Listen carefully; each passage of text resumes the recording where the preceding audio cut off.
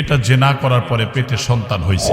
সন্তান হওয়ার পরে রাসূলের কাছে এসে বলতেছেন, হুজুর আমার তো সন্তান হয়ে গেছে পেটে, জেনার ফসল এটা, তা আমার এখন ভয় হচ্ছে দুনিয়া কয়দিনই বা বাঁচবো, মরে যাওয়ার পর তো জাহান্নামের আগুনে জ্বলা লাগবে। এই জন্য শাস্তি যা হয় হাদিস কোরআনে যেটা হয় সেটাই করে দেন। নবীজি কথা বললেন না, ডান দিকে মুখ ঘুরালেন, মেয়েটা ডান দিকে আসলো। এরপরে আবার নবীজি বাম দিকে মুখ ঘুরালেন, আবার বাম দিকে আসলো। মেয়েটা চলে গেল। কয়েকদিন পরে আবার নবীজির কাছে চলে আসলেন, যদি আমার মৃত্যু হয়ে যায় তাহলে আমার তো সর্বনাশ হয়ে যাবে, কি করা যায়? এই জন্য তিনি ডাক দিয়ে বললেন, ওগো আল্লাহর পয়গম্বর, আপনি আমার শাস্তি দিয়ে দেন, যেহেতু আমি অপরাধী। নবীজি বললেন মেয়েটাকে, ওগো মা, তুমি অপরাধ করেছ, কিন্তু তোমার গর্ভস্থিত সন্তান তো কোনো অপরাধ করে নাই।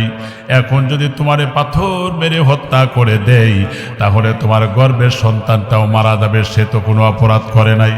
এই জন্য আগে সন্তান প্রসব হোক, তারপরে আসো। একথা বলার সঙ্গে সঙ্গে মেয়েটা কপালে বুকে থাপড়াতে থাপড়াতে যাইতেছিল আর বলতেছিল, হায় আমার এই জীবন আর যৌবনের কোনো দাম রইল না, যদি মারা যাই তাহলে জাহান্নামের আগুনে যাওয়া লাগবে আমাকে। সেজন্য কি করি? এইভাবে করতে করতে তার একটা সন্তান প্রসব হয়ে গেল, জেনার ফসল। এরপরে কয়েকদিনের সন্তানকে তেনায় পেছায় আল্লাহ রসুলের দরবারে এসে হাজির হয়ে গেলেন আর বললেন, ওগো আল্লাহর পয়গম্বর, এই যে আমি যে জেনার ফসল, আমার সন্তানটা জন্মগ্রহণ করেছে, আমি এখন এসেছি, আপনি আমার শাস্তি দিয়ে দেন। নবীজি আজও বললেন, আজকেও আপনাদের শাস্তি দেওয়া হবে না, কারণ হলো এই সন্তানের হক হলো 2-2.5 বছর পর্যন্ত মায়ের দুধ পান করবে। আমি নবী ইনসাফের নবী, আমি নবী বেইনসাফি করতে পারবো না। আগে কিছু খাইতে শিখুক, 2-2.5 বছর যাক। এই মা যখন আবার চলে গেল, খাওয়ানোর চেষ্টা করে, ভাই 2-2.5 বছর যেতে না যেতেই যখন রুটি খেতে পারে, খেজুর খেতে পারে, রুটি হাতে দিয়ে নবীজির দরবারে হাজির করলেন আর বললেন, ইয়া রাসূলুল্লাহ, ইয়া হাবিবাল্লাহ, এই যে দেখেন আমার জেনার ফসল এখন রুটি খেতে পারে, এখন আপনি আমার শাস্তি দিতে পারেন। নবী ডাক দিয়ে বললেন, সাহাবীরা রে, এই বাচ্চাটার দায়ভার কে গ্রহণ করবে ভরণ পোষণের জন্য? কোন লোক যদি ইয়াতিম সন্তানের মাথার উপরে হাত বুলায়, ওই হাতের নিচে যত চুল পড়বে, প্রতিটি চুলের বিনিময়ে আল্লাহ 10টা করে নেকি তার আমলনামায় দিবেন। অগ্রাধিকার দিবে কে? একজন সাহাবী নিয়ে নিলেন। রাসূল বললেন, এই মেয়েটাকে পাথর মেরে হত্যা করে আসো। এই মেয়েটাকে পাথর মারার সময় যখন দেখা গেল রক্তগুলো ফিনকি দিয়েছে, সাহাবীদের জামায় পড়ে, তারা ভর্ৎসনা করতেছিলেন। আল্লাহ নবী ডাক দিয়ে বলেন, সাহাবীরা রে, তোমরা ভর্ৎসনা করো না, তোমরা টিটকারি করো না, উপহাস করো না, কারণ এই মেয়েটা যেভাবে তওবা করেছে, গোটা মক্কা মদিনার মানুষের মধ্যে যদি ভাগ করে দেওয়া যেত তাহলে প্রত্যেকটা মানুষের নেকির পাল্লা ভাগে তাদের পাল্লাটা বাড়ি হয়ে যেত, তারা জান্নাতি হয়ে যেত। আল্লাহু আকবার। তাহলে বোঝা গেল আল্লাহর জায়গার কোনো অভাব নাই। সম্মানিত ভাইরা, যদি আপনি এত নেকি করেন, পাহাড় পাহাড় পরিমাণ ওজন, আকাশ থেকে জমিন পর্যন্ত ভরপুর নেকি করেছেন, কিন্তু স্বেচ্ছায় যদি আপনি রসিকতা স্থলেও যদি ছোট নেকি গুনাও করেন, এর দ্বারা কিন্তু এত নেকি থাকা সত্ত্বেও জান্নাতে যাইতে বাধা হয়ে দাঁড়াবে, জান্নাতে যেতে বাধা হয়ে দাঁড়াবে। অথচ আপনার আকাশ থেকে জমিন পর্যন্ত নেকি দিয়ে ভরপুর। আমাদের হাফেজ আলামিন ধরেন ও 1 কোটি টাকা দিয়ে একটা গাড়ি কিনছে, যারা শিল্পপতিরা ব্যবহার করে, মজিদ মন্ডলের আমাদের সাবেক এমপি সাহেবের ওনাদের আছে 1 কোটি টাকা ধরেন গাড়ি। উনি হাফেজ আলামিন বলতেছে, আমি একটু ঢাকা যাব, ড্রাইভার তুমি গাড়ি নিয়ে এসো। আসার পরে বলতেছে সম্ভব না। কেন? গাড়ির চাকায় পাম্প নাই, পাংচার হয়ে গেছে। তাহলে পাম্প দিতে লাগবে কয় টাকা? 20 টাকা নেই, 50 টাকায় ধরেন। 50 টাকার কারণে 1 কোটি টাকার গাড়ি অকেজু হয়ে গেল, ঠিক কিনা? বাধাগ্রস্ত হয়ে গেল। পাম্প দিলে কিন্তু সচল হবে, কিন্তু 1 কোটি টাকার গাড়ি অচল হয়ে যায় মাত্র 50 টাকার কারণে। ঠিক আপনি আকাশ থেকে জমিন পর্যন্ত এত বিশাল বিস্তীর্ণ জায়গা নেকি দিয়ে ভরপুর করে ফেলেছেন, কিন্তু আপনি স্বেচ্ছায় রসিকতা করে যদি একটা গুনাহের কাজে লিপ্ত হন, তাহলে আপনার এত নেকি থাকা সত্ত্বেও সব অচল হয়ে যাবে, জান্নাতের রাস্তা রুদ্ধ হয়ে যাবে। তাহলে বোঝা গেল যে স্বেচ্ছায় সুস্থ মস্তিষ্কের সজ্ঞানে কখনো গুনার কাজ করা যাবে। মনে থাকবে তো ইনশাল্লাহ? সব মানুষের দরজা দুইটা, আমারও দরজা দুইটা, আপনাদেরও দরজা দুইটা, আলামিনেরও তাই, আমাদের সভাপতিরও তাই। একটা হলো গুনার দরজা আর একটা হলো নেকির দরজা। যখন মসজিদে এসি চালানো হয় তখন জানলা কপাট দরজা সব বন্ধ থাকে, ঠিক না? বন্ধ থাকার কারণে এসিটা ঠান্ডাটা ধরে রাখতে পারে। আর যদি খোলা থাকে তাহলে আপনি সারা দিন যদি চালু করে রাখেন ঘরের মধ্যে, ওই ঠান্ডাটা ধরে রাখতে পারবে না, বের হয়ে চলে যাবে, ঠিক না? এই জন্য এসি ধরে রাখার জন্য কি করতে হয়? এসি ধরে রাখার জন্য জানালা কপাট দরজা সবকিছু বন্ধ রাখতে হয়। সুতরাং অনুরূপভাবে মানুষের জীবনের যে গুনার জানালা কপাট আছে এগুলো সবগুলো বন্ধ করে দিয়া যদি আপনি ছোট্ট একটা নেক আমলও করেন, ওটার কারণে আপনি জান্নাতে চলে যেতে পারবেন। সুবহানাল্লাহ। আর একটা আপনাদের অনুরোধ করে তারপরে বক্তব্য শুরু করব। অনুরোধটা কি? অনুরোধটা হচ্ছে আপনাদের একটা জিনিস অভাব খুব আমি অনুভব করছি এই গয়নাকান্দির আশেপাশে সব গ্রামে যেটা আছে, আমার গ্রামে দুইটা আছে, ভেন্নাগাছিও আছে, খুকনি দিয়া আছে, দৌলতপুর দিয়াও আছে, সাতলাঠিতেও আছে, লক্ষ্মীপুরও আছে। আশেপাশে দেখান কোথাও নাই, নাই শুধু আপনাদের। বলেন যে কি বলতেছে আমি? মাদ্রাসা নাই যেখানে কোরআন পড়ানো হবে। আমি কতদিন ধরে আপনাদেরকে অনুরোধ করি এই বিষয়টা, যে একটা মাদ্রাসা করবেন, জান্নাতে যাওয়ার একটা রেলগাড়ি হবে। সুবহানাল্লাহ পড়লেন না? জান্নাতে যাওয়ার একটা রেলগাড়ি হবে। আপনি যদি এই রেলগাড়ির সাথে সম্পর্ক রাখেন, যেমন পদ্মায় থেকে আপনি সিট বুক করলেন, যাবেন আপনি ঢাকা কমলাপুর স্টেশনে, আপনি সিট যখন নাই অনেকে দাঁড়ায়ও থাকে, অনেকে রড ধরেও থাকে, ঠিক না? কিন্তু সবার উদ্দেশ্য হলো ঢাকা যাওয়া এবং গন্তব্যস্থলে পৌঁছে যায়। মাদ্রাসাগুলো হচ্ছে এইরকম রেলগাড়ি যার গন্তব্যস্থল হলো জান্নাতুল ফিরদাউস। সুবহানাল্লাহ পড়েন। এই মাদ্রাসা যদি আপনারা করেন তাহলে আপনাদের এখানেই কবরস্থান।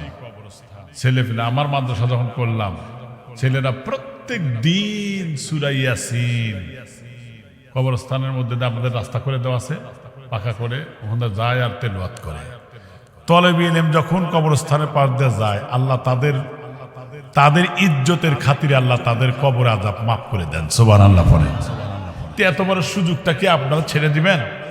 এই জন্য আমি অনুরোধ করে যাব মাদ্রাসাটা করবেন, কারণ আল্লাহ পাক বলছেন ওয়ানুনাজ্জিলু মিনাল কুরআনি মা হুয়া শিফাউ ওয়া রাহমাতুল লিল মুমিনিন। আল্লাহু আকবার বলেন। কোরআন এমন বিষয় নাজিল করেছি, আমার আল্লাহ পাক বলছেন কোরআন এমন বিষয় নাজিল করেছি যা মুমিনের জন্য এটা শেফা, এটা রহমত স্বরূপ।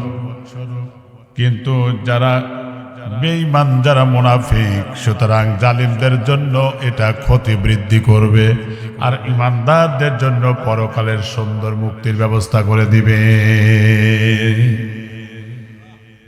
ইন্না হাযাল কুরআন ইয়াহদি লিল্লাতী হিয়া আকওয়াম। আল্লাহ পাক কোরআনে বলেছেন নিশ্চয়ই কোরআন সর্বাধিক সরল সঠিক পথের দিশা দেয়। আর এই কোরআন যেখানে পড়ানো হয় ওই জায়গাটা আল্লাহর দরবারে সাক্ষী হয়। যেমন আপনারা কোরআনের মজমায় বসেছেন, কসম আল্লাহর, এই জায়গা আল্লাহর দরবারে আপনার পক্ষে সাক্ষী দিয়ে আল্লাহর জান্নাতে পৌঁছিয়ে দিবে। কিন্তু যদি আপনি চাষটলে বসে যদি গান বাজনা শোনেন, যদি আনন্দ ফুর্তি করেন, পূর্ণদৈর্ঘ্য ছায়াছবি দেখেন, আমার ভাইরা ওই জায়গায় থাকার কারণে ওই জায়গার মাটিটা আপনার বিপক্ষে আল্লাহর দরবারে সাক্ষী দিবে। সেই জন্য ওই জায়গাটা কিন্তু আপনার জন্য ভালো হবে না। আমার ওমর ফারুক বলে গেছে কবর কিন্তু বেশি ভালো জায়গা না, খাতির করবে না, ঠিক কিনা? আল্লাহ নবী বলেন ইয়া ফাতিমা, হে ফাতেমা, মুহাম্মদ সাল্লাল্লাহু আলাইহি ওয়াসাল্লামের কন্যা বলে খাতির করা হবে না। ও আয়েশা, মুহাম্মদ সাল্লাল্লাহু আলাইহি ওয়াসাল্লামের স্ত্রী বলে খাতির করা হবে না। সুতরাং কবর একমাত্র খাতির করবে তারা আমলের কারণে। সুতরাং যার আমল থাকবে না তার খাতির হবে না। আর মরা তো প্রত্যেক মানুষকে লাগবেই, আজ হোক আর কাল হোক। কত সময় সকালবেলা এখান দিয়ে যখন হেঁটে যাই, যাবার সময় দেখি অনেকে দোয়া করছে, আবার অনেক সময় দেখা যায় যে জানাজা এলান হয়েছে, জানাজা হচ্ছে। জানাজা থেকে একটা জিনিস শিক্ষা নিতে হবে আমাদেরকে। সেই শিক্ষা হলো এই যে অসার দেহ পড়ে আছে, যার সার অংশটা আল্লাহ তুলে নিয়েছেন, রুহটা নিয়ে গেছে, এখানে পড়ে আছে তার দেহটা। আমার ভাইরা, একদিন আমাকেও এইভাবে অসার দেহ এখানে পড়ে থাকতে হবে। আমাকে সামনে নিয়ে তারা জানাজার নামাজ পড়াবে। সুতরাং পড়বে, এই চিন্তার চেতনা যদি মানুষের মধ্যে গ্রহ করে, তাহলে ওই মানুষটার দ্বারা কখনো গুনাহের কাজে সামিল হতে পারে না। ঠিক না? এই জন্য সবসময় শিক্ষা নিতে হবে এখান থেকে। কারণ আল্লাহ তো পরকালে পুরো মাত্রই প্রতিফল দিবেন। জীবনে যা করছি, আল্লাহ পাক বলেন কুল্লু নাফসিন যায়িকাতুল মাউত, প্রত্যেকটি প্রাণীকে মৃত্যুর স্বাদ গ্রহণ করতেই হবে। আমার পূর্ববর্তী যারা ছিল তারা চলে গেছে, তাদের আগে যারা ছিল তারাও চলে গেছে, বাপ দাদা চলে গেছে। একটা মানুষ নাই 3 পুরুষ পর্যন্ত মনে রাখতে পারে, তারপরে কিন্তু মনে রাখতে পারে না। তারা চলে গেছে, আমাদেরও চলে যেতে হবে। ওয়া ইন্নামা তুওয়াফফুনা উজুরাকুম ইয়াওমাল কিয়ামা, তোমরা কিয়ামতের দিন তোমাদের পূর্ণ প্রতিদান পেয়ে যাবে। যখন দুনিয়ার জীবনে ডান কাঁধে একজন, বাম কাঁধে আর একজন লেখক আছে, কি রামা কাতিবিনা ইয়ালামুনা মা তাফআলুন। দুনিয়ার জীবনে যা যা ভালো আর মন্দ করেছি, বৈধ অবৈধ যে কাজগুলো করেছি, সত্য অথবা মিথ্যা যা বলেছি, সবগুলোই কিন্তু রেকর্ড হচ্ছে। আমার ভাইরা, এই রেকর্ডটা কিন্তু আল্লাহ পাক আবার বাজাবেন। আল্লাহ পাক বলবেন, বান্দারে ইকরা কিতাবাকা কাফা বিনাফসিকাল ইয়াওমা আলাইকা হাসিবা। বান্দা, তোমার আমল নামার রেকর্ডটা তুমি নিজে পড়ো। তুমি পড়তে গিয়া তুমি নিজেই যথেষ্ট। আমার ভাইরা, আমল নামা যখন পড়তে থাকবে, দেখবে যে এখানে তো আমি গুনার কাজ করেছি, এখানে গানের মধ্যে গিয়েছি, এখানে আমি সুদের সাথে সম্পৃক্ত ছিলাম, এখানে ঘুষের লেনদেন আমার দ্বারা হয়েছে। এইগুলো দেখার পরে বান্দা তখন বলতে থাকবে, আল্লাহ এগুলো তো আমি করি নাই, এগুলো এখানে এলো কেমন করে? বান্দা যাতে এই মিথ্যা কথা বলতে না পারে, এই জন্য আল্লাহ রব্বুল আলামিন তার জবানটা বন্ধ করে দিবেন। আল্লাহ পাক বলেন, আল-ইয়াওমা নাখতিমু আলা আফওয়াহিহিম ওয়া তুকাল্লিমুনা আইদিহিম ওয়া তাশহাদু আরজুলুহুম বিমা কানু ইয়াকসিবুন। আল্লাহু আকবার বলেন। আল্লাহ পাক বলেন, সেই দিন তোমাদের মুখকে বন্ধ করে দেওয়া হবে, স্টপ হয়ে যাবে, মুখ বন্ধ হয়ে যাবে, কথা বলতে পারবে না। ওয়া তাশহাদু আরজুলুহুম, তোমার হাত পা কথা বলবে, অঙ্গ প্রত্যঙ্গ কথা বলবে, তোমার চোখ কথা বলবে, তোমার কান কথা বলবে, তোমার শরীরের চামড়াও কথা বলবে। তখন তোমার বিরুদ্ধে কথা বলার পরে তুমি নিজেই বলবে, লিমা শাহিদতুম আলাইনা, আজকে আমার বিপক্ষে কেন সাক্ষী দিলে?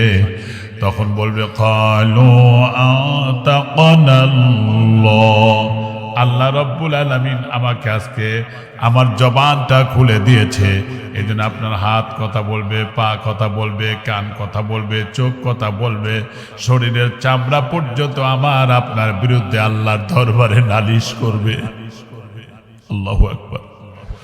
এগুলো আমার বিপক্ষে চলে যাবে, যেহেতু আল্লাহর নিয়ন্ত্রণে আমি চালাই নাই। আমার দেশে ইমানদার 2 প্রকার, একটা সঠিক ইমানদার, একটা ব্যাঠিক ইমানদার।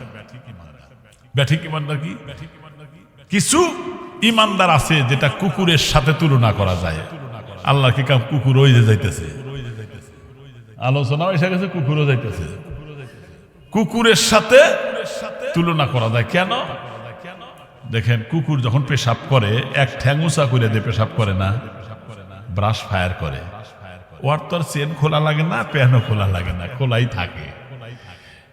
এক ঠ্যাং উঁচা করে দেয়া দূরে পেশাব মারে কেন জানেন? কিতাবে লিখছে যাতে করে ও পেশাবকে, ও কিন্তু নিকৃষ্ট প্রাণী, তারপরে পেশাবকে আরো নিকৃষ্ট মনে করে যাতে তার পায়ে শরীরে না লাগে, এই জন্য দূরে মারে। কিন্তু এই কুত্তাই কিন্তু আবার বারবার মানুষের পায়খানার মধ্যে মুখ দিতেছে, পেশাব থেকে বাঁচতে চায় কিন্তু গু খায়। ঠিক না? আমার দেশে এমন ইমানদার কিছু আছে, মক্কা মদিনায় থেকে হজ করে আসে, দাড়ি রং গায়, মেহেদি লাগায়, জুব্বাও গায়ে থাকে, তসবিহ নিয়েও রাস্তাঘাটে চলে, কিন্তু অফিসের মধ্যে যখন ফাইল সই হয় না, 50,000 টাকার বান্ডিল দিলে, বান্ডিল যখন দেওয়া হয় এই যে নেন, এখন তো রোজা, এটা তো হাতে নেওয়া যাবে না, রোজা রসি জানো না, ডয়ারের মধ্যে থুয়ে যাও। তাহলে ডয়ারের মধ্যে থুয়ে দিল, রোজা অবস্থায় নিল না, কিন্তু ওই টাকা ভাঙ্গিয়া ঠিকই আবার খায়। কুত্তা যেমন পেশাব থেকে বাঁচতে চায় কিন্তু গু খায়, এই ইমানদার লোকটাও ঠিক হাতে নিল না, কিন্তু ওটা ভাঙ্গিয়া খাইল। কুত্তা আর তার মধ্যে কোনো পার্থক্য আছে? নাই। খুব ভালো করে বুঝবেন।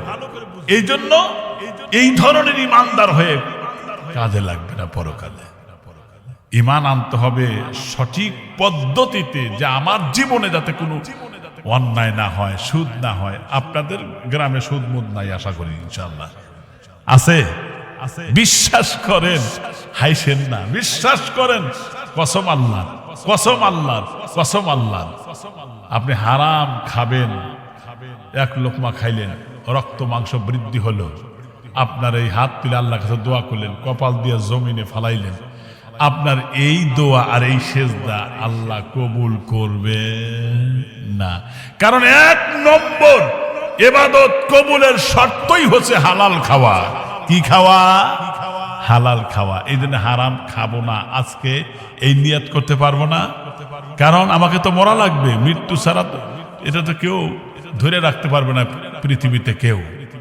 আল্লাহ রাব্বুল আলামিন বলেন, ওয়ামা কানা লিনাফসিন আন তামুতা ইল্লা বিইযনিল্লাহ কিতাবাম মুআজ্জালা। আল্লাহু আকবার বলেন। আল্লাহর হুকুম ছাড়া কেউ মরতে পারে না, খুব ভালো করে বুঝবেন। সেজন্য একটা সময় নির্ধারিত রয়েছে, যেই সময় মৃত্যু হবে 1 মিনিট আগেও না, 1 মিনিট পরেও না, 1 ঘন্টা আগেও না, 1 ঘন্টা পরেও না, নির্ধারিত টাইমে তার মৃত্যু হবে। আপনি যদি গোপনীয়তা রক্ষা করেন, আপনি যদি লোহার সিন্দুকের মধ্যেও যদি পলায়ন করেন, সেখানে কি আপনি বেঁচে থাকতে পারবেন নাকি বলেন তো দেখি? আল্লাহ পাক বলেন কোরআনুল কারীমের সূরা নিসার 78 নম্বর আয়াতে, আইনামা, আল্লাহ পাক বলেন আল্লাহ পাক সূরা নিসায় 78 নম্বর আয়াতে বললেন, আইনামা তাকুনু ইদরিকুমুল মাউত ওয়ালাউ কুনতুম ফি বুরুজিম মুশাজ্জিদা। মৃত্যু থেকে পালাও তুমি, মৃত্যু তোমায় লইবে গিরি, যদিও সুদূর আকাশ পানে, লুকাও সে তাই লাগিয়ে সিঁড়ি। এ মহারোগের চিকিৎসক নেই, নেই কেউ ঔষধ জগতে, খুঁজিয়া কাতর হইলে কি হবে, পারিবে না তারে ফিরাতে। আরে কথা এখানে কিন্তু একটা মানুষ কথা বলবে না, 1 ঘন্টা আগে কথা বলবো, তারপর কালেকশন হবে। 1 ঘন্টার মধ্যে কেউ কথা বলবেন না। কোরআন হাদিসের মাহফিলে কথা বলাটাই বেয়াদবি, অন্যায়, যেহেতু আরেকজন যেন বুঝতে সমস্যা না হয়। ঠিক না? আমরা মন খারাপ করলে নাকি? না, মন খারাপ করে না, কারণ এখানে নেকি করার জন্য আসছি, গুনাহ করার জন্য আসি নাই। নবী সাল্লাল্লাহু আলাইহি ওয়াসাল্লাম যারা শুয়ে আছে তারা যদি আসতো তাহলে বুঝতেন। আল্লাহ রাসূল একবার এক কবরে পার দিয়ে দিতেছিলেন, যাবার সময় দেখলেন কবরের মধ্যে থেকে খালি ধোঁয়া বের হচ্ছে। কি বের হচ্ছে? ধোঁয়া বের হচ্ছে। নবীজি সেখানে দাঁড়ালেন, তিনি তাসবিহ পাঠ করলেন, সাব্বাহানা ফাসাব্বাহানা তাসবিহান তাওফিলা, দীর্ঘ সময় পর্যন্ত তিনি তাসবিহ তাহলিল পাঠ করলেন। এরপরে নবীজি বললেন, সাহাবীরা, এই যে নতুন কবরটা দেখা যায়, জিজ্ঞাসা করো গ্রামে যায় কবরটা কার। এরপরে যখন গ্রামের মধ্যে চলে গেলেন, এরপরে লোকেরা বলল, বলো গ্রামবাসীকে বলো রসুলের সাহাবীরা চলে এসেছে, কথা বলতে চায়। এ কথা বলার পরে গ্রামবাসী জানতে পারল মুহাম্মদুর রাসূলুল্লাহ তার সাথীরা এসেছে। এই জন্য জানবার জন্য, দেখার জন্য তারা পঙ্গপালের মতো গ্রামে ঘর ঘর থেকে চলে আসলো। এসেই ডাক দিয়ে বললেন, কি ব্যাপার? বললেন, আল্লাহর রাসূল বলেছেন নতুন একটা কবর দেখলাম, এই কবরটা কার? ডাক দিয়ে বললেন, এই কবরটা অমুক মহিলার, বিধবা মহিলার সন্তান, এই কবর দেখালে ধোঁয়া বের হচ্ছে। নবীজি বললেন, তাকে ডেকে নিয়ে আসো। বৃদ্ধা মহিলাটা কাছে চলে আসলো, আসার পরে সালাম দিলেন আল্লাহর রাসূলকে। নবীজি বললেন, মা, এই কবরটাকে আপনার সন্তানের? কয় হ্যাঁ। এই সন্তানের প্রতি কি আপনি রাজি খুশি আছেন নাকি? কয় না, কারণ প্রত্যেক দিন আমার সন্তান বাজারঘাট করে এসে আগে আমার সাথে কুশলাদি বিনিময় করে ব্যাগটা আমার হাতে এনে দেয়, কিন্তু বিগত কিছুদিন ধরে আমার সন্তান, আমার বৌমা কি যেন তার কানে কানে বলেছে, তারপরের থেকে আমার কাছে আর আসেও না, কথাও বলে না। তার এই ব্যবহারে আমি অসন্তুষ্ট হয়েছি। এ কথা বলার সঙ্গে সঙ্গে নবীজি বললেন, মা, আমি এই নবুয়াতের চোখ দিয়ে দেখলাম কবরের ভিতরে দাও দাও করে আগুন জ্বালাচ্ছে, এবং সে আগুনের ধোঁয়াটা আমার নবুয়াতের চোখ দিয়ে আমি দেখতে পাচ্ছি। মেয়েটা বললেন, ইয়া রাসূলুল্লাহ, ইয়া হাবিবাল্লাহ, তাহলে আমার এই সন্তানের কবরে আযাব মাফ হবে কোন পদ্ধতিতে একটু বলে দেন। নবীজি বললেন, মা, যেহেতু আপনি রাগ করেছেন, মন খারাপ করেছেন, পৃথিবীর কোনো সন্তান জান্নাতে যেতে পারবে না যদি তার বাপ মা ওই সন্তানের প্রতি অসন্তুষ্ট হয়ে যান। রাসূল বলেছেন, রগিমা আনফুন সুম্মা রগিমা আনফু সুম্মা রগিমা আনফুন, ওই ব্যক্তি ধ্বংস হয়ে যাক, ওই ব্যক্তি ধ্বংস হয়ে যাক, ওই ব্যক্তি ধ্বংস হয়ে যাক। আল্লাহ রাসূলের সাহাবী বললেন, মান কিলা ইয়া রাসূলুল্লাহ, ওগো আল্লাহর পয়গম্বর, কার ধ্বংসের জন্য বদদোয়া করছেন? বিশ্ব নবী ডাক দেয়া বললেন, মান আদরাকা আবুয়াইহি ইনদাল কিবার আহাদুহুমা আও কিলাহুমা সুম্মা লাম ইয়াদখুলিল জান্নাহ, যে ব্যক্তি দুনিয়াতে তার মা আর বাবাকে পাওয়ার পরে তার বাপ মার খেদমত করলো না, সম্মান করলো না, শ্রদ্ধা করলো না, তাদের চাহিদা পূরণ করলো না, আল্লাহর রাসূল বলেন কখনোই সে আল্লাহর জান্নাতে প্রবেশ করতে পারবে না। আপনি যদি 100 যদি হজ করেন, আপনি যদি বারবার ওমরাও করেন, আপনি একাই যদি মসজিদ বানায় দেন, আপনি যদি একাই কবরস্থান প্রটেক্টিভ করে দেন, আপনি যদি রাস্তাঘাটে মানুষের কল্যাণের জন্য উপকারও করেন, কিন্তু আপনার বাপ মাকে যদি বাইপাস করেন, কসম আল্লাহর, মা বাপ যদি অসন্তুষ্ট হয়ে যায়, হাজারো লক্ষ কোটি নেকি করেও ওই সন্তান জান্নাতে যাওয়ার কোনো সুযোগ পাবে না। পরিষ্কার হাদিস। অনেক সওয়াল ফল আছে যে বাপ মার সাথে ভালো ব্যবহার করেই না, আছে না? আছে না? রাসূল বলেছেন, আমার কাছে এক সাহাবী বলেন, হুজুর, আমার কাছ থেকে সবচেয়ে ভালো আচরণ পাওয়ার যোগ্য ব্যক্তিকে? হুজুর বললেন, তোমার মা, তারপরে তোমার মা, তারপরে তোমার মা, তারপরে তোমার আব্বা। মার কথা 3 বার বললেন। হামালাতুহু উম্মুহু, তোমার মা পেটে ধারণ করে কষ্ট করেছেন।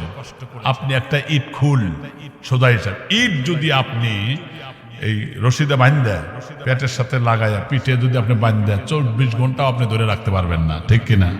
কিন্তু আপনার মা তো 10 মাস 10 দিন এত কষ্টের পর কষ্ট খাইতে পারে নাই, বমি করেছে, আবার রাতে ঘুম হয় নাই, নড়াচড়া করেছি, গুতা মেরেছি, লাথি মেরেছি, কলিজা ছেঁড়া ব্যথা লেগেছে। এই মার হয়েছে, এই জন্য আল্লাহ মর্যাদা বাড়া দিয়েছেন। সুবহানাল্লাহ পড়েন। ওয়াফিসালুহু ফি আমাইন, 2-2.5 বছর পর্যন্ত দুধ পান করাইছে, এই কষ্টটা করেছে মা। সুতরাং মায়ের মর্যাদা, তবে মেয়েদের চাইতে পুরুষের মর্যাদা আল্লাহ আরো বেশি বাড়ায় দিয়েছেন, কোরআনে আয়াতে আছে। সুবহানাল্লাহ পড়েন। আপনারা মন খারাপ করবেন, এটা আগেই কয়ে দিলাম, দেখালে মাদের কথাই কয়। এই জন্য সন্তানদের পায়ে ধরে বলবো, জীবনে কখনোই মা বাবার সাথে দুর্ব্যবহার করব না। রাজি আছো না? নাই? ইনশাআল্লাহ। তাও কয় আসতে করে, আলামিন ভাই এটা আসতে কয়, মানে কইবার ওভারে নাও পারে। বিয়ে করার পরে তো বাপ মা বাসি হয়ে যায় অনেকের কাছে, ঠিক না? এই আচরণ যেন না হয়। মুসলমান ভাইরা আমার কথাটা ভালো করে বুঝবেন, কারণ দুনিয়ার সম্পদটা খুবই নগণ্য। দুনিয়ায় আজ আছি কাল নাই, দুনিয়ার সম্পদ খুবই নগণ্য, খুবই একবার নিছুক একটা তো ধোকার জায়গা ছাড়া আর কিছু হতে পারে না। আল্লাহ পাক বলেন, রাদিতুম বিল হায়াতিদ দুনিয়া মিনাল আখিরাতি ফামা মাতাউদ দুনিয়া ফিল আখিরাতি ইল্লা কলিল। আল্লাহু আকবার বলেন। তোমরা কি পরকালের জীবনের পরিবর্তে, আবার বোঝাই, পরকালের জীবনের পরিবর্তে দুনিয়ার জীবন পেয়ে তোমরা সন্তুষ্ট হয়েছ, পরিতুষ্ট হয়েছ, অথচ পরকালের জীবনের তুলনায় দুনিয়ার জীবনটা খুবই নগণ্য। কথা ঠিক কিনা জোরে বলেন? কারণ দুনিয়া অল্প সময়ের জন্য। আল্লাহ রসুল বলেছেন দুনিয়া খুব কম সময়ের জন্য, তবে দুনিয়ার চিরস্থায়ী নয়, পরকাল হলো চিরস্থায়ী। পরকালের দুঃখটাও অনেক বেশি, আবার সুখ যদি হয় সুখও অনেক বেশি। সুতরাং পরকাল হলো স্থায়ী, দুনিয়া হলো ক্ষণস্থায়ী। সুতরাং আল্লাহ পাক বলেছেন, সুতরাং দুনিয়ার মোহে না পড়ে পরকাল ভিত্তিক তুমি জীবন পরিচালনা করো, দুনিয়ায় যেন না ফারমানি না হয়ে যায়। আল্লাহ কুরআনুল কারীমের মধ্যে বললেন, ফাআম্মা মান তাগা ওয়া আসারাল হায়াতাদ দুনিয়া ফাইন্নাল জাহিমা হিয়াল মাআওয়া। আল্লাহু আকবার বলেন। আমার মুসলমান ভাইরা, আমার বাবাজিরা ভালো করে খেয়াল করেন। আল্লাহ বলছেন, যে ব্যক্তি আল্লাহর পাকের সাথে বিদ্রোহ ঘোষণা করে, যারা নামাজ পড়ে না তারা আল্লাহর সাথে বিদ্রোহ ঘোষণা করে, যারা জাকাত দেওয়ার সামর্থ্য আছে জাকাত দেয় না, বিদ্রোহ ঘোষণা করে, যারা সুদ হারাম আল্লাহ হারাম করেছেন অথচ সুদ খায়, ঘুষ হারাম ঘুষ খায়। আমার ভাইরা, এজন্য আল্লাহর সাথে যারা বিদ্রোহ ঘোষণা করে, আল্লাহ পাক বলেন দুনিয়ার জীবনটা অগ্রাধিকার দিয়ে পরকালের জীবনকে তুচ্ছ মনে করে এমন ব্যক্তি জাহান্নামে যাবে, কোনো সন্দেহের অবকাশ নাই। 100% জাহান্নামে। তারপরে আয়াতে আল্লাহ কি বলছেন? ওয়া আম্মা মান খাফা মাকামা রাব্বিহি ওয়া নাহান নাফসা আনিল হাওয়া ফাইন্নাল জান্নাতা হিয়াল মাআওয়া। আল্লাহু আকবার পড়েন। একটা হরফ যদি শোনেন 10টা নেকি আমল, 10টা নেকি হবে। একটা আয়াতে কত হরফ আছে, ঠিক না? প্রত্যেক হরফে 10টা করে নেকি আল্লাহ দেন। যে ব্যক্তি আপন প্রভুর সামনে উপস্থিত হওয়ার ভয় করে, এরপরে নফসকে নিয়ন্ত্রণ করে, নফসে আম্মারা বিরুদ্ধচারণ করে, এই ব্যক্তির ঠিকানা আল্লাহর জান্নাত হয়ে যাবে। সুবহানাল্লাহ বলেন। আল্লাহর জান্নাতি বান্দা, সে সবসময় চলতে ফিরতে সবসময় দেখবেন যে তাদের দ্বারা যেন গুনাহ না হয়। ওই যে এক মহিলা, আপনারা শুনেছেন, এক মহিলার জীবনী পড়েছিলাম যে মেয়েটা জেনা করার পরে পেটে সন্তান হয়েছে। সন্তান হওয়ার পরে রাসূলের কাছে এসে বলতেছেন, হুজুর আমার তো সন্তান হয়ে গেছে পেটে, জেনার ফসল এটা, তা আমার এখন ভয় হচ্ছে, দুনিয়া কয়দিনই বা বাঁচবো, মরে যাওয়ার পর তো জাহান্নামের আগুনে জ্বলা লাগবে। এই জন্য শাস্তি যা হয় হাদিস কোরআনে যেটা হয় সেটাই করে দেন। নবীজি কথা বললেন না, ডান দিকে মুখ ঘুরালেন, মেয়েটা ডান দিকে আসলো। এরপরে আবার নবীজি বাম দিকে মুখ ঘুরালেন, আবার বাম দিকে আসলো। মেয়েটা চলে গেল। কয়েকদিন পরে আবার নবীজির কাছে চলে আসলেন, যদি আমার মৃত্যু হয়ে যায় তাহলে আমার তো সর্বনাশ হয়ে যাবে, কি করা যায়? এই জন্য তিনি ডাক দিয়ে বললেন, ওগো আল্লাহর পয়গম্বর, আপনি আমার শাস্তি দিয়ে দেন, যেহেতু আমি অপরাধী। নবীজি বললেন মেয়েটাকে, ওগো মা, তুমি অপরাধ করেছো, কিন্তু তোমার গর্ভস্থিত সন্তান তো কোনো অপরাধ করে নাই। এখন যদি তোমার পাথর মেরে হত্যা করে দেই তাহলে তোমার গর্ভের সন্তানটাও মারা যাবে, সে তো কোনো অপরাধ করে নাই। এই জন্য আগে সন্তান প্রসব হোক, তারপরে আসুক। একথা বলার সঙ্গে সঙ্গে মেয়েটা কপালে বুকে থাপড়াতে থাপড়াতে যাইতেছিল আর বলতেছিল, হায় আমার এই জীবন আর যৌবনের কোনো দাম রইল না, যদি মারা যাই তাহলে জাহান্নামের আগুনে যাওয়া লাগবে আমাকে। সেই জন্য কি করি? এইভাবে করতে করতে তার একটা সন্তান প্রসব হয়ে গেল, জেনার ফসল। এরপরে কয়েকদিনের সন্তানকে তেনায় পেছায় আল্লাহ রসুলের দরবারে এসে হাজির হয়ে গেলেন আর বললেন, ওগো আল্লাহর পয়গম্বর, এই যে আমি যে জেনার ফসল, আমার সন্তানটার জন্মগ্রহণ করেছে, আমি এখন এসেছি, আপনি আমার শাস্তি দিয়ে দেন। নবীজি আজও বললেন আজকেও আপনাদের শাস্তি দেওয়া হবে না, কারণ হলো এই সন্তানের হক হলো 2-2.5 বছর পর্যন্ত মায়ের দুধ পান করবে। আমি নবী ইনসাফের নবী, আমি নবী বেইনসাফি করতে পারবো না। আগে কিছু খাইতে শিখুক, 2-2.5 বছর যাক। এই মা যখন আবার চলে গেল, খাওয়ানোর চেষ্টা করে ভাই 2-2.5 বছর যেতে না যেতেই যখন রুটি খেতে পারে, খেজুর খেতে পারে, রুটি হাতে দিয়ে নবীজির দরবারে হাজির করলেন আর বললেন, ইয়া রাসূলুল্লাহ, ইয়া হাবিবাল্লাহ, এই যে দেখেন আমার জেনার ফসল এখন রুটি খেতে পারে, এখন আপনি আমার শাস্তি দিতে পারেন। নবী ডাক দেয়া বললেন, সাহাবীরা রে, এই বাচ্চাটার দায়ভারকে গ্রহণ করবে ভরণ পোষণের জন্য। কোন লোক যদি ইয়াতিম সন্তানের মাথার উপরে হাত বুলায়, ওই হাতের নিচে যত চুল পড়বে প্রতিটি চুলের বিনিময়ে আল্লাহ 10টা করে নেকি তার আমলনামায় দিবে। অগ্রাধিকার দিবে কে? একজন সাহাবী নিয়ে নিলেন। রাসূল বললেন, এই মেয়েটাকে পাথর মেরে হত্যা করে আসো। এই মেয়েটাকে পাথর মারার সময় যখন দেখা গেল রক্তগুলো ফিনকি দিয়েছে সাহাবীদের জামায় বরে, তারা ভৎসনা করতেছিলেন। আল্লাহ নবী ডাক দেন, বলেন, সাহাবীরা রে, তোমরা ভৎসনা করো না, তোমরা টিটকারি করো না, উপহাস করো না, কারণ এই মেয়েটা যেভাবে তওবা করেছে গোটা মক্কা মদিনার মানুষের মধ্যে যদি ভাগ করে দেওয়া যেত তাহলে প্রত্যেকটা মানুষের নেকির পাল্লা ভাগে তাদের পাল্লাটা ভারী হয়ে যেত, তারা জান্নাতি হয়ে যেত। আল্লাহু আকবার। আল্লাহ পাক বলেছেন, ফামা তাবা ওয়া আমানা ওয়া আমিলা সালিহান ফাউলাইকা ইউবাদদিলুল্লাহু সাইয়্যাতিহিম হাসানাত। আল্লাহু আকবার বলেন। যে ব্যক্তি তওবা করে গুনাহ করেছে, তওবা করে নেক আমলগুলো করে, আল্লাহ পাক বলেন তার জীবনে যত গুনাহ করেছিল গুনাহগুলো ফেলে দেওয়া হবে না, বরং ওই গুনাহগুলোকে আমি আল্লাহ নেকি দিয়ে বদল করে দিব। ওয়া কানাল্লাহু গফুরুর রহিমা। আমি আল্লাহ তাদের জন্য, তওবাকারীর জন্য মাফ করে নেওয়ালা। সুবহানাল্লাহ বলেন। গুনাহ হওয়ার পরে অনুতপ্ত হওয়া উচিত। আহা, আমরা কবরের পাশ দিয়ে যাই কিন্তু আমাদের ভয় নাই, হাসতে হাসতে যাই। অনেক মানুষ জানাজার আগে এসে হাসে, সম্পূর্ণ নিষেধ করেছেন রাসূল। জানাজার ময়দানে এসে হাসবে কেন? এখানে তো কান্না করবে, এখানে তো চিন্তার বিষয়। জানাজার আগে এসে হাসতে থাকে, গল্প করতে থাকে, ঠিক না? রাসূল সাল্লাল্লাহু আলাইহি ওয়াসাল্লাম মৃত্যু লাশ দেখে কেঁদে হয়রান হয়ে যেতেন, সাহাবায়ে কেরাম কেঁদে হয়রান হয়ে যেতেন, চেহারার দিকে তাকানো যেত না। আর আমার দেশে জানাজার ময়দানে এসে মানুষ হাসাহাসি করে, নির্লজ্জতার পরিচয় এটা। এটা ঈমান ঘাটতির বিষয়। হাদিসে কি আসছে দেখেন, আল্লাহ রাসূল বলেন, একটা হাদিস আসছে, হযরত ওসমান যখন কবরের কাছে দিয়ে হেঁটে যেতেন, কেঁদে ফেলতেন, হাত্তা ইয়াবুল্লা লাহজুন, কাঁদতে কাঁদতে দাড়ি ভিজা জামায় ভরত। এইভাবে সাহাবীরা বললেন, ভাই ওসমান, আল্লাহ রাসূল যখন কবরে আযাবের বয়ান করেন তখন তো আপনি কাঁদেন না, কিন্তু কবরের কাছে আসার পরে কেন কাঁদেন? ওসমান ডাক দেয়া বললেন, ভাই তোমরা জানো না, নবীর কাছে আমি বলতে শুনেছি মানুষের মৃত্যুর পরে কবর, হাসর, মিজান, ফুলসিরাত, যত স্টেশন আছে, মঞ্জিল আছে, প্রথম স্টেশন হলো কবর।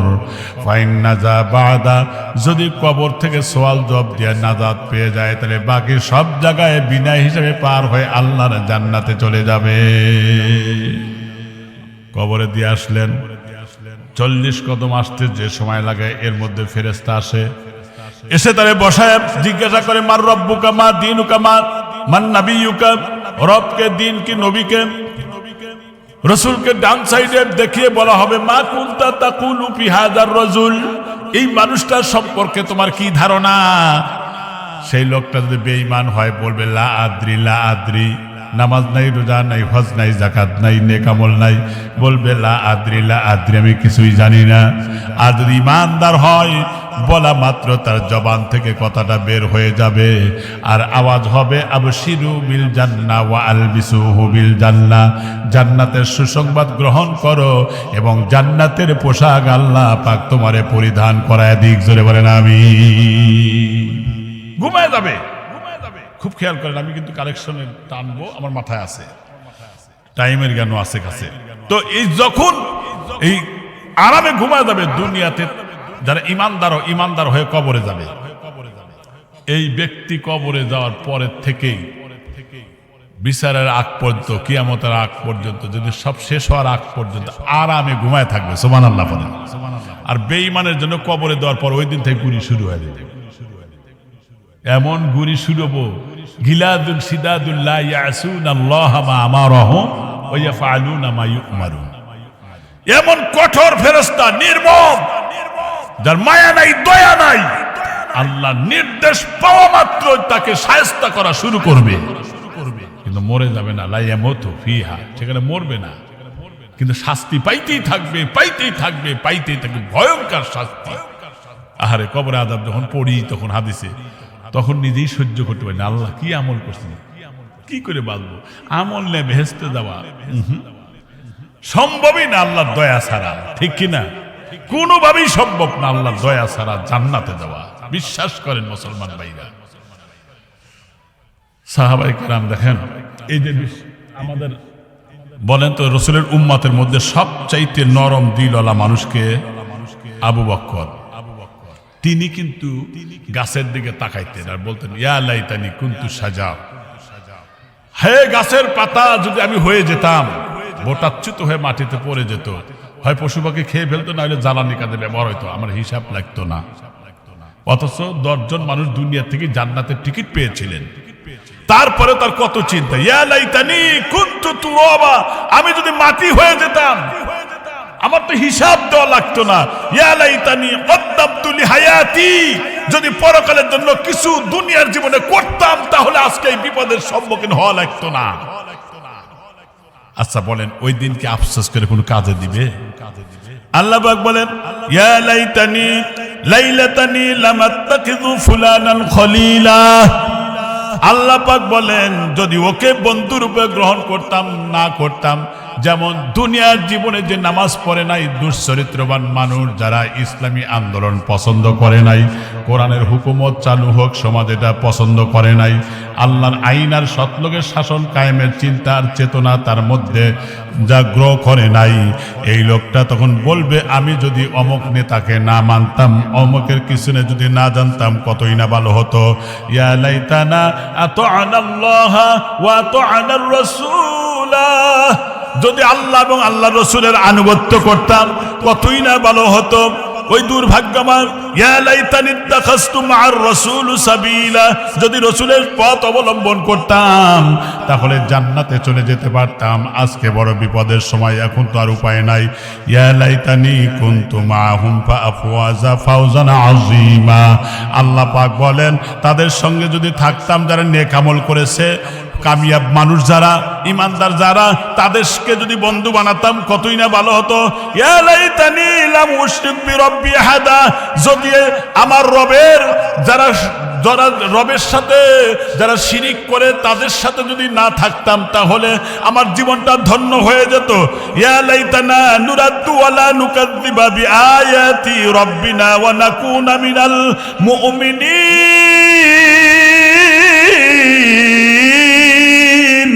আল্লাহু আকবার। যদি কোনো অবস্থা হতো আমাদের আবার দুনিয়াতে যদি আল্লাহ পাক ফিরা দিতেন, জীবনে মিথ্যা কথা বলতাম না, ফাহিশা কথা বলতাম না, নামাজ ছেড়ে দিতাম না, অবৈধ কাজ করতাম না, সুদ খাইতাম না, ঘুষ খাইতাম না, আবার যদি দুনিয়ায় পাঠা দিত, আল্লাহ পাক বলবেন, না না না, আওয়ালাম নুআম্মিরুকুম, আমি কি তোমাদের হায়াত নামক জীবন দিয়েছিলাম না? সেদিন কোথায় গিয়েছিলে?